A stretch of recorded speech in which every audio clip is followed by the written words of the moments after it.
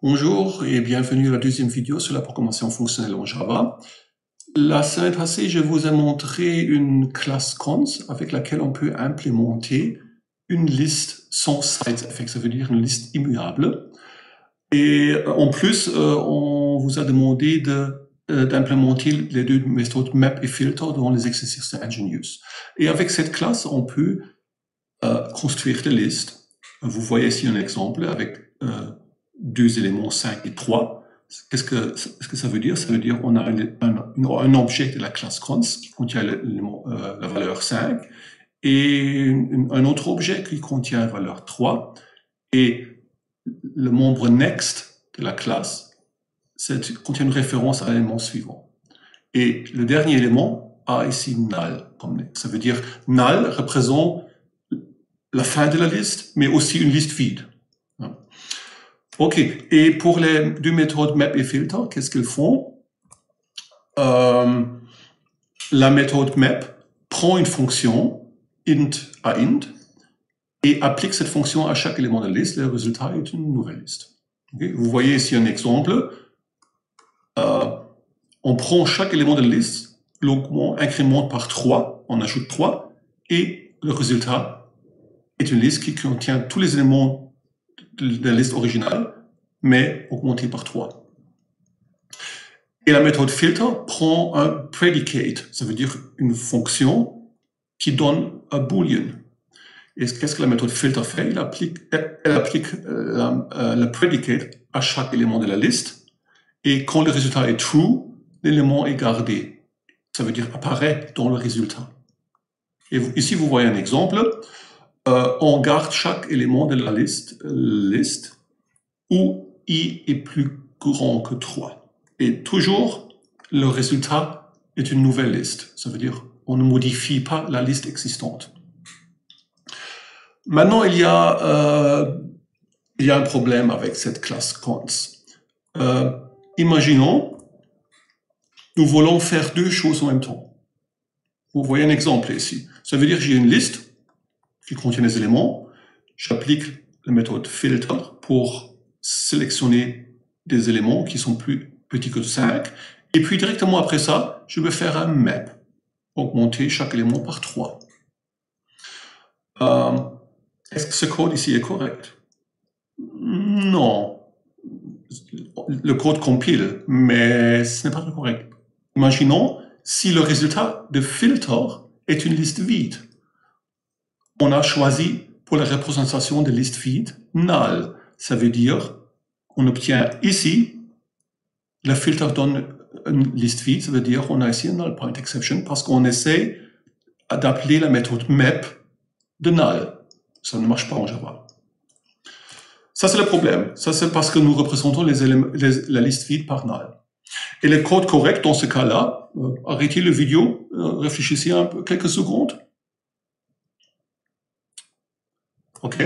Le code correct, c'est ça.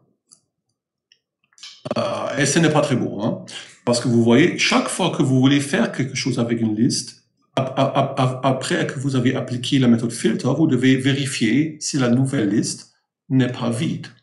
Et dans ce cas-là, ok, le résultat est encore une liste vide. Et si la liste n'était pas vide, dans ce cas-là, vous pouvez appliquer la méthode map. Ok. Et vous voyez, ce n'est pas très beau. Hein. Et vous devez faire ça chaque fois que vous voulez manipuler une liste avec notre implémentation. Ok. Une autre chose, j'ai triché un peu la semaine passée pour éviter ce problème-là. Vous vous souvenez de la méthode increment que je vous ai montrée? Et oui, c'était pas vraiment une méthode normale, c'était une méthode statique pour éviter ce problème-là. Parce que vous voyez, la méthode static increment, qu'est-ce qu'elle fait? Il va vérifier d'abord si l'argument liste est vide. Ok. Ok, ça veut dire, dans ce cas-là, on peut utiliser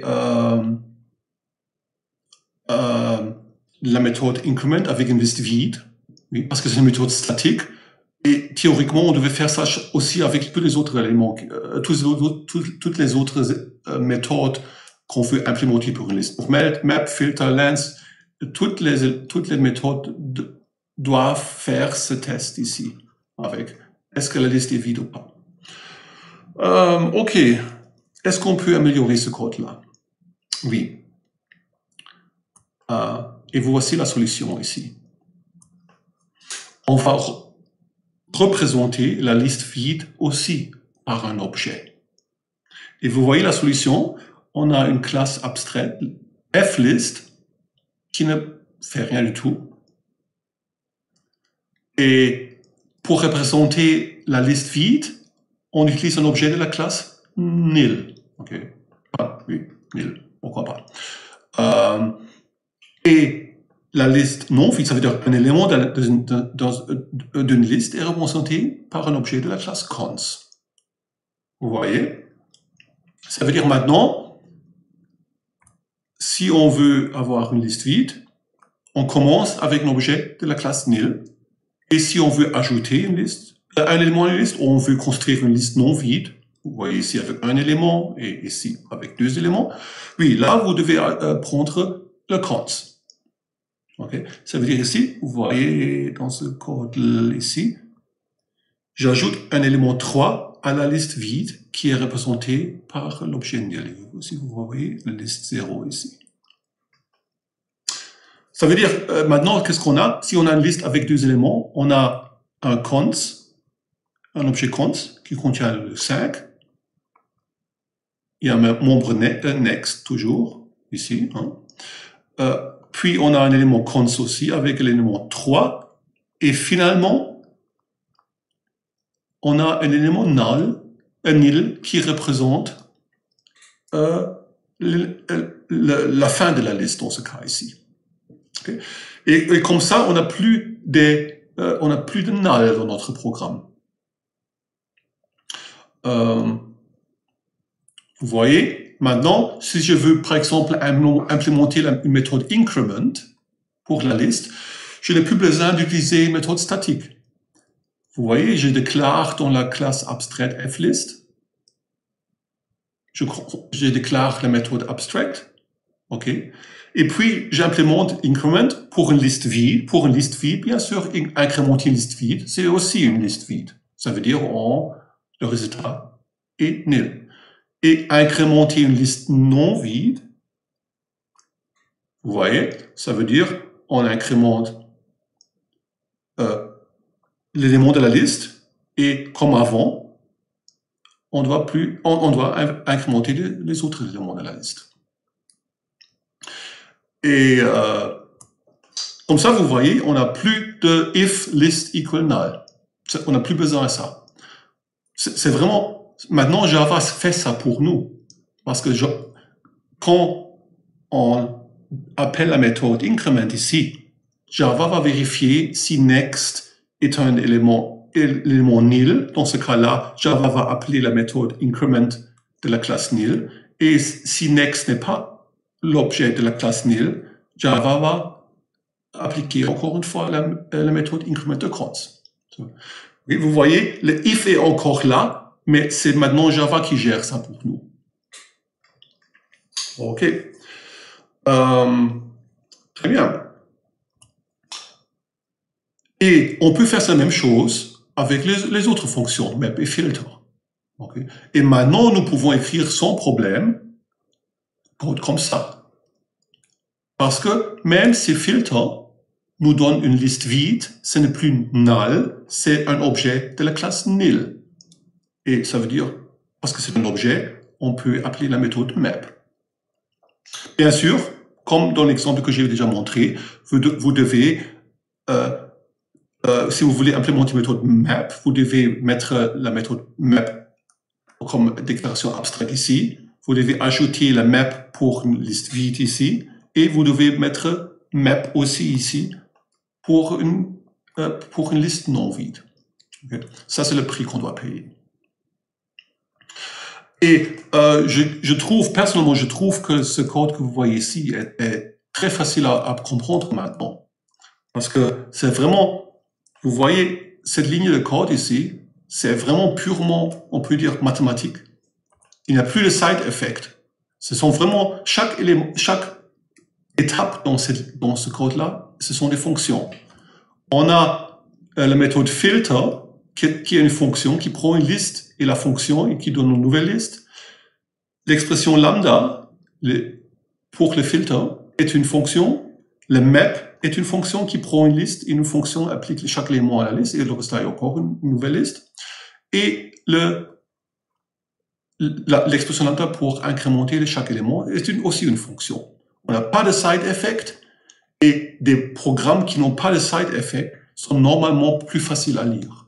Parce qu'on ne doit pas vérifier chaque ligne, qu'est-ce qu'il fait dans ce code-là? Est-ce qu'il va modifier aussi une variable dans une autre classe? Non. Ce code que vous voyez ici, le seul input, la seule chose qui change, qui peut changer le résultat, est vraiment la liste.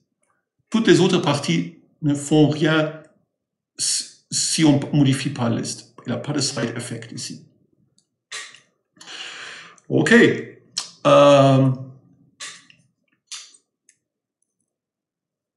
Maintenant, vous devez, si je me souviens bien, vous devez implémenter le map et le filtre pour cette nouvelle version de la liste fonctionnelle. Okay. Maintenant, il y a deux tricks qu'on utilise dans les exercices sur Ingenious. Première chose, si vous regardez l'exercice sur Ingenious, vous voyez une différence au code que j'ai montré ici. L'objet nil est implémenté en utilisant le singleton pattern.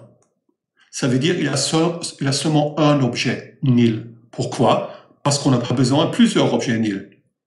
Même si on a plusieurs listes, ils peuvent utiliser le même objet nil, parce que nil ne contient pas de données. Okay? Un objet suffit. Et l'autre chose est que, si vous regardez l'exercice sur Ingenious, est que nil et la classe nil et la classe cons sont des classes internes statiques dans la classe flist, qui est abstraite. C'est une chose purement question d'organisation du code. Okay. Ça ne change rien du tout au niveau de la fonction, la fonctionnalité de ce code-là. Et c'est seulement pour garder les deux classes nil et cons à l'intérieur de la classe flist.